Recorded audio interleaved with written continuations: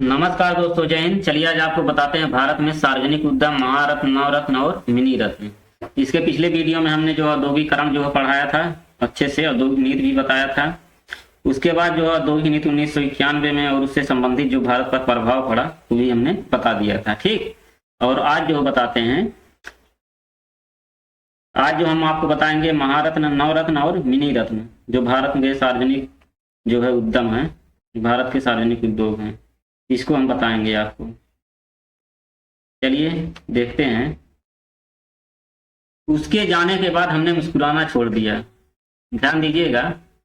उसके जाने के बाद हमने मुस्कुराना छोड़ दिया, दिल ऐसा टूटा कि दिल लगाना छोड़ दिया। वाह वाह वाह। उसके जाने के बाद हमने मुस्कुराना छोड़ दिया, दिल ऐसा टूटा कि दिल लगाना छोड़ दिया। वो ढूंढ रहा हूं जमाने में हमसे बेहतर, ढूंढ रहा हूं इस जमाने में हमसे बेहतर, जिसके लिए हमने सारा जमाना छोड़ दिया। तो चलिए देखते हैं इसी के साथ भारत में सार्वजनिक उद्यम, सब कुछ देखते रहिए। भारत में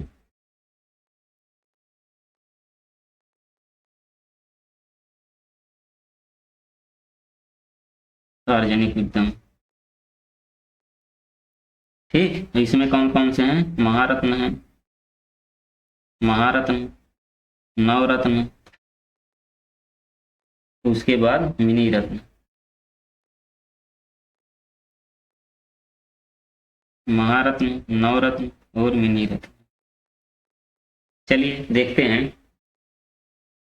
इसमें सार्वजनिक क्षेत्र के उपक्रम जो है पहले देख लेते हैं। सार्वजनिक क्षेत्र के उपक्रम,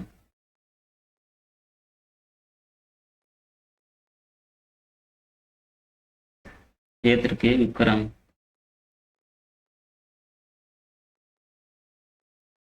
इसमें पहला देखते हैं, जैसे भारत सरकार द्वारा नियंत्रित एवं संचालित उद्यम एवं उपक्रमों को कहा जाता है। जो भारत सरकार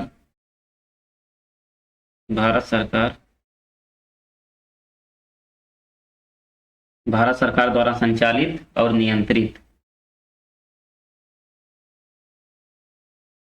संचालित,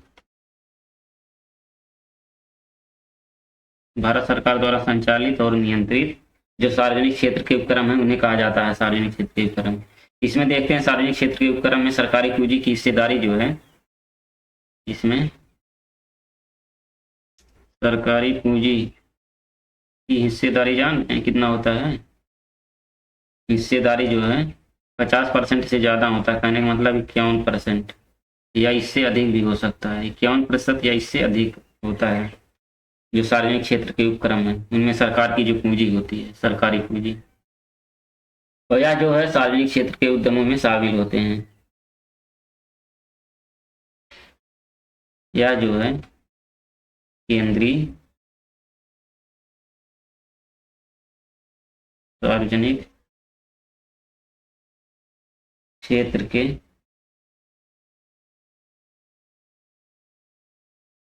उद्यमों में शामिल होते हैं। ठीक। ये उद्योग, इसमें जान रहे क्या क्या आएगा? इसमें जो है जैसे हथियार हो गया, हथियार, गोला बारूद, रक्षा उपकरण, हवाई जहाज, रक्षा हो गया, रक्षा उपकरण, हवाई जहाज,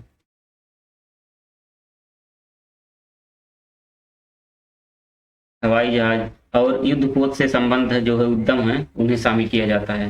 और इसमें जो है एक और आता है परमाणु ऊर्जा,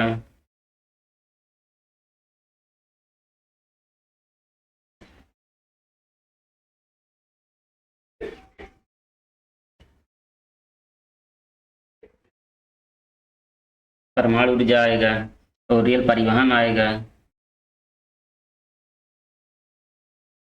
रेल परिवहन आएगा। इसके अलावा अन्य सभी केंद्रीय और सार्वजनिक क्षेत्र के उद्यम जो है इसमें जो है आएंगे गैर राजनीतिक रूप में। चलिए इसमें देखते हैं महारत्न। पहली जो है इसमें है महारत्न।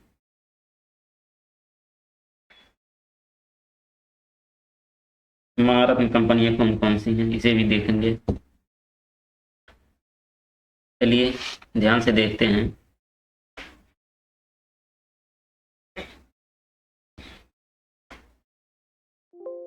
महारत्न,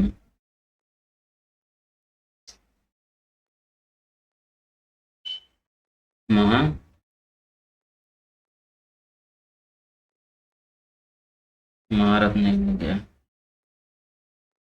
चलिए इसमें शुरुआत करते हैं। ये जो है महारत्न जो उद्योग हैं, इनका मुख्य उद्देश्य पहले देख लेते हैं। महारत्न का योजना उद्देश्य पहले देखते हैं। योजना उद्देश्य,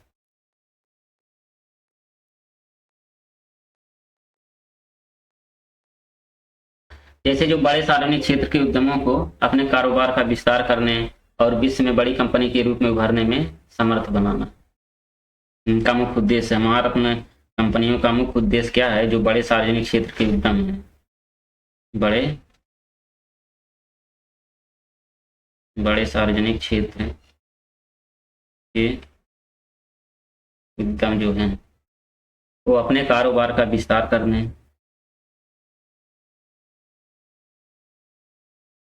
उद्यम को अपने कारोबार का विस्तार करने तथा विश्व में बड़ी कंपनी के रूप में विश्व में बड़ी कंपनी के रूप में उभरने को सामर्थ्य बनाना। इसे उभरने के लिए, आगे बढ़ने के लिए जो है महारत्न कंपनियां जो उनको सामर्थ्य करती हैं, ठीक, और दिशा निर्देश देती हैं कि कैसे क्या करना है। चलिए इसमें देखते हैं। नवरत्न का दर्जा प्राप्त इन्हें जो है कंपनियों को दिशा निर्देश देंगी, और ऐसी कंपनियों को जो है नवरत्न का दर्जा प्राप्त है। नवरत्न का दर्जा प्राप्त है। और दूसरा है जो है भारतीय शेयर बाजार में सूचीबद्ध हो। जो बड़े बड़े जो सार्वजनिक कंपनियां हैं उनको नवरत्न का दर्जा प्राप्त होना चाहिए, और जो है भारतीय शेयर बाजार में सूचीबद्ध भी हो। भारतीय शेयर बाजार में सूचीबद्ध हों, ठीक। उसके बाद पिछले 3 वर्षों में औसत सालाना कारोबार, पिछले 3 वर्षों में, पिछले 3 वर्षों में सालाना कारोबार कितने का होना चाहिए? 25,000 करोड़ का होना चाहिए। इतना टर्नओवर जो है 1 साल का होना चाहिए। पिछले 3 वर्षों में जो है उसका इतना 25,000 करोड़ का टर्नओवर होना चाहिए। इससे ज्यादा भी हो, कम ना हो, इससे ज्यादा रहे, कहने का मतलब। और उसके बाद जो है पिछले 3 वर्षों में जो है औसत सालाना शुद्ध संपत्ति जो 15,000 करोड़ से ज्यादा हो उसका। पिछले 3 वर्षों में औसत सालाना शुद्ध संपत्ति, शुद्ध संपत्ति जो है 15,000 करोड़, ठीक, 15,000 करोड़ से ज्यादा हो। और उसके बाद पिछले 3 वर्षों में जो है औसत सालाना शुद्ध लाभ भी 5,000 करोड़ से ज्यादा। चलिए इसको जो आगे देखते हैं। अभी 3 वर्षों में औसत सालाना शुद्ध लाभ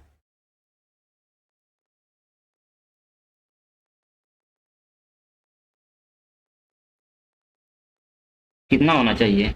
5,000 करोड़, 5,000 करोड़ जो है होना चाहिए। और उसके बाद कर अदायगी के बाद इतना कर, मतलब शुद्ध लाभ न होना। उसके बाद वर्तमान में कुल 8 सार्वजनिक क्षेत्र के उद्योगों को महारत्न का दर्जा प्राप्त है। वर्तमान में 8 सार्वजनिक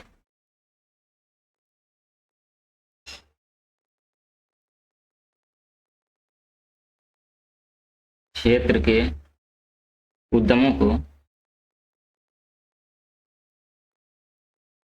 महारत्न का दर्जा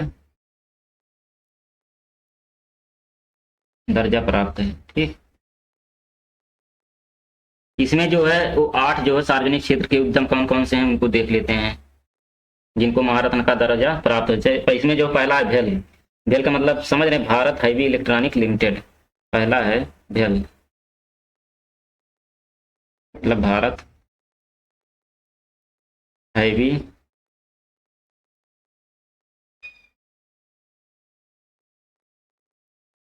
इलेक्ट्रॉनिक लिमिटेड,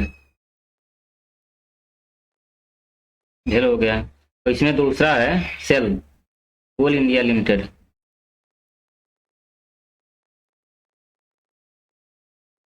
कोल इंडिया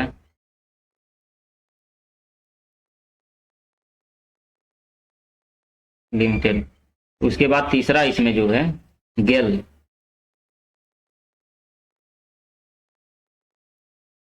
गेल इंडिया लिमिटेड।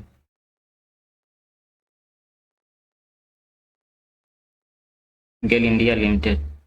और चौथी कंपनी जो है, इसका नाम जो है IOCL।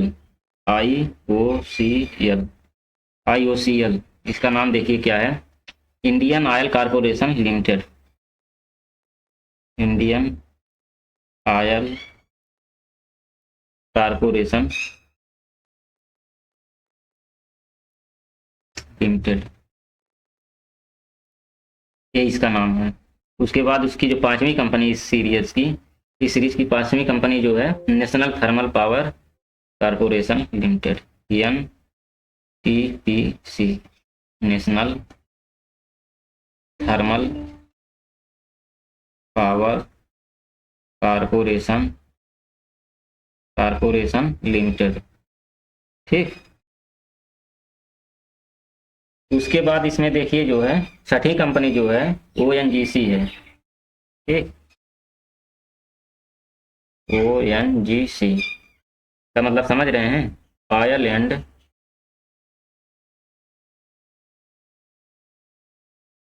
And natural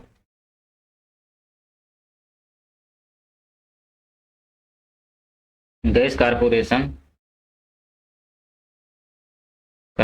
limited. उसके बाद सातवां है steel authority India limited, SAIL, steel authority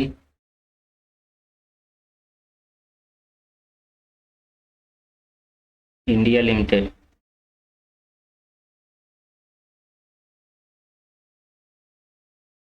ठीक, ये जो है 7 कंपनियां थी।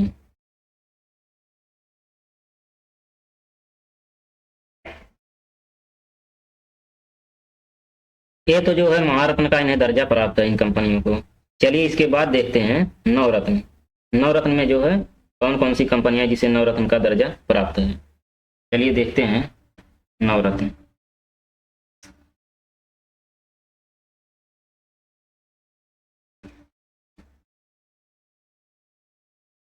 नवरत्न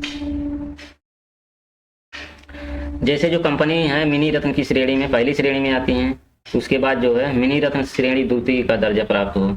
जैसे ऐसी कंपनी जो मिनी रत्न के प्रथम श्रेणी और मिनी रत्न के द्वितीय श्रेणी का दर्जा प्राप्त हो, वो जो नवरत्न कंपनियों को जो है जैसे 1000 करोड़ की मतलब जो परियोजना है उसमें जो 15% तक जो है बिना सरकार की मंजूरी के निवेश करने की स्वतंत्रता प्राप्त हो। ठीक, इसमें सबसे मेन पॉइंट यही है नवरत्न कंपनियों में। नवरत्न कंपनियों में सबसे मेन पॉइंट ये है जैसे 100 करोड़ या इससे अधिक परियोजनाओं के 100 करोड़ नहीं, 100 नहीं, 1000 करोड़, 1000 करोड़ से ज्यादा है, इतना या इससे ज्यादा मतलब कुल मूल्य का 15% तक बिना सरकार की मंजूरी के निवेश करने की इजाजत प्राप्त होती है। वर्तमान में जो 16 नवरत्न कंपनियां हैं, वर्तमान में 16 नवरत्न कंपनियां हैं। इनको जो है मिनी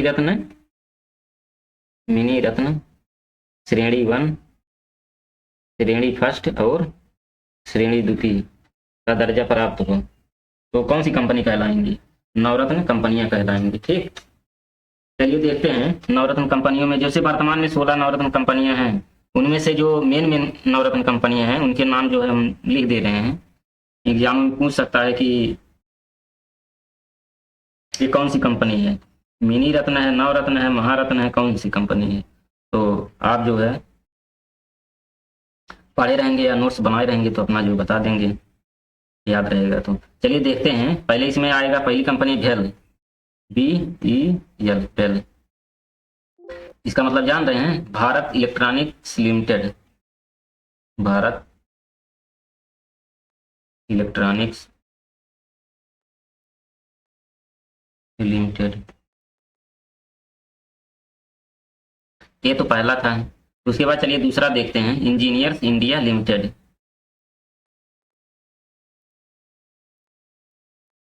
इंजीनियर्स इंडिया लिमिटेड, मतलब EIL, EIL, इससे इंजीनियर्स, आई से इंडिया, एल से लिमिटेड। ये तो दूसरी कंपनी हो गई। और तीसरी कंपनी चलिए देखते हैं। तीसरी कंपनी का नाम है हिंदुस्तान, हिंदुस्तान पेट्रोलियम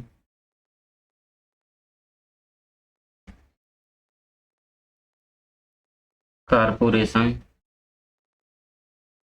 लिमिटेड, ठीक, HPCL। उसके बाद चौथा चलिए देखते हैं, Power Grid Corporation of India Limited, Power Grid corporation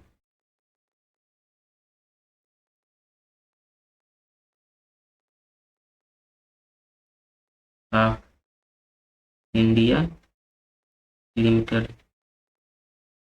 ठीक, पावर ग्रिड।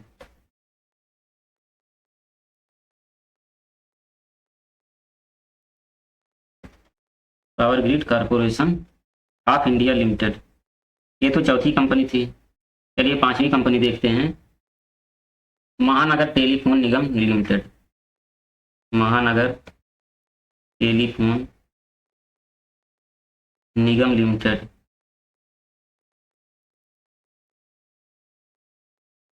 MTNL। उसके बाद छठवां कंपनी देखते हैं, oil India limited, oil India Limited, ठीक, OIL।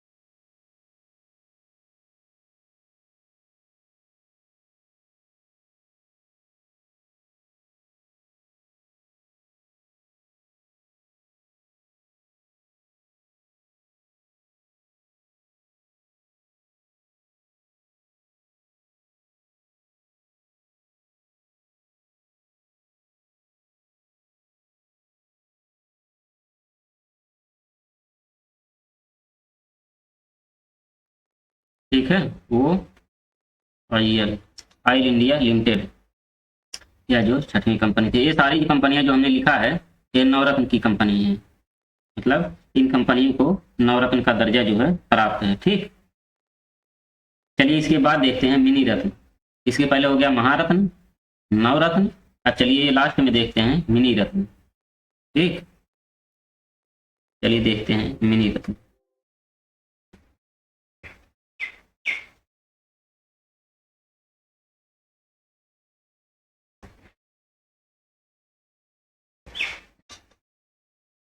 मिनी रत्न, मिनी रत्न श्रेणी वाली कंपनियां कौन कौन सी हैं?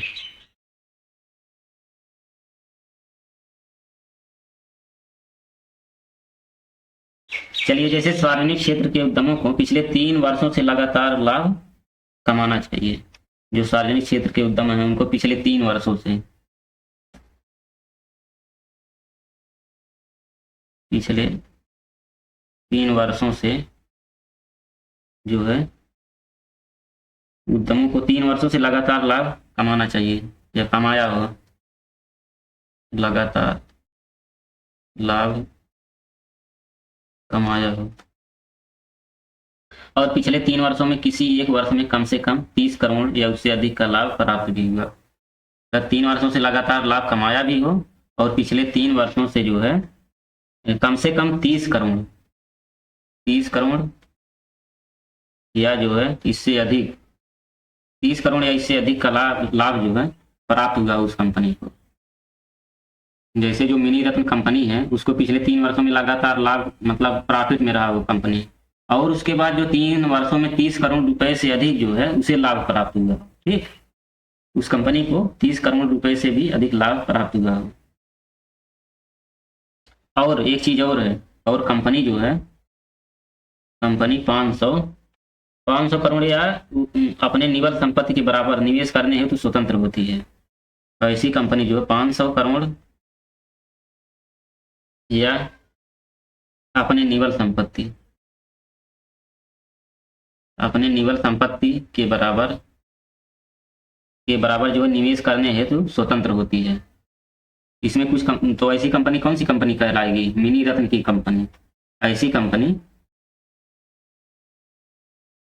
कंपनी मिनी रत्न कंपनी कहलाएगी। ठीक, अब जो इसमें कुछ मिनी रत्न कंपनियां, चलिए इसको देख लेते हैं। कुछ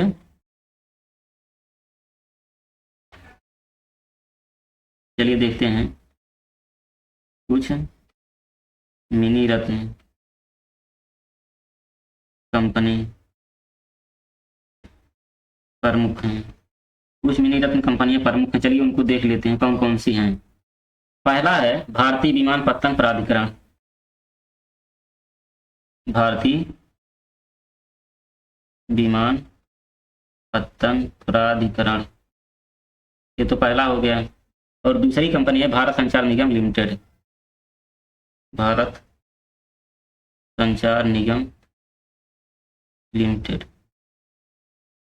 ठीक, बीएसएनएल यही है। कौन सी कंपनी? बीएसएनएल को मिनी रत्न कंपनी का दर्जा प्राप्त है, बीएसएनएल।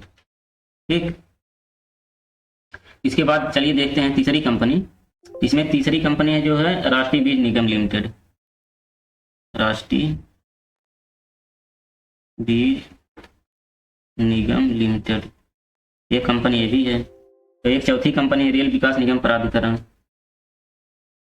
रेल विकास निगम प्राधिकरण। उसके बाद पांचवा है और लास्ट है राष्ट्रीय लघु उद्योग